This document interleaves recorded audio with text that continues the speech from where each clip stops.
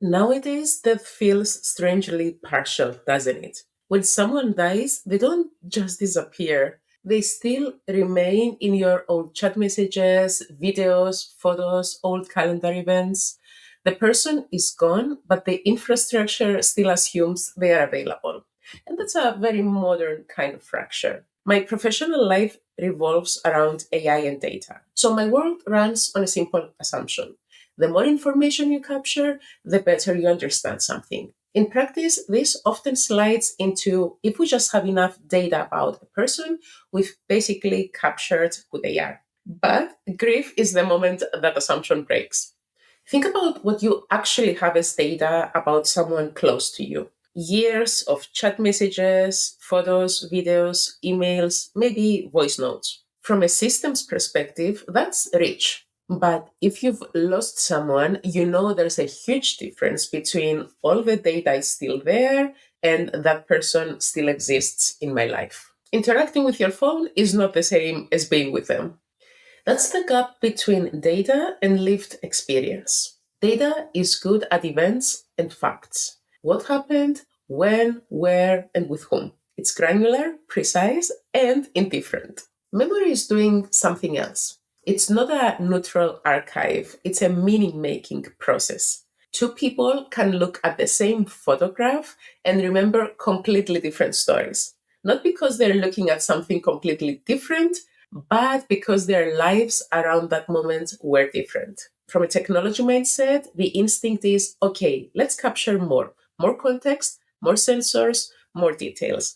Then we'll finally have the full picture. But when someone is gone, you start to see the things that were never captured at all. How you felt around them, how one raised eyebrow from them could stop you from doing something stupid, or how years of micro interactions changed your default settings, what you tolerate, what you aim for, what you avoid. Those things are not in any log file. And even if you could quantify pieces of that, it still wouldn't reconstruct what it was like to live that relationship in real time with uncertainty and risk.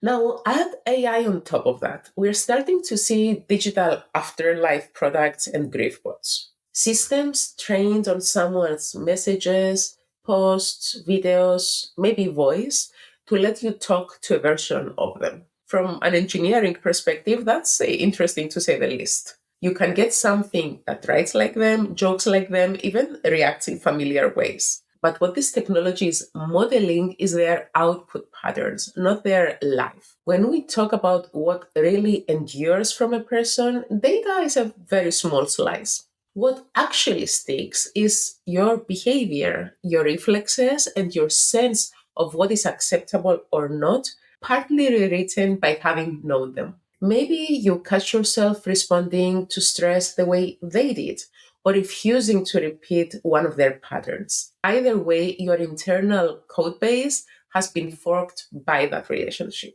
And none of that sits in the cloud, it sits in how you operate.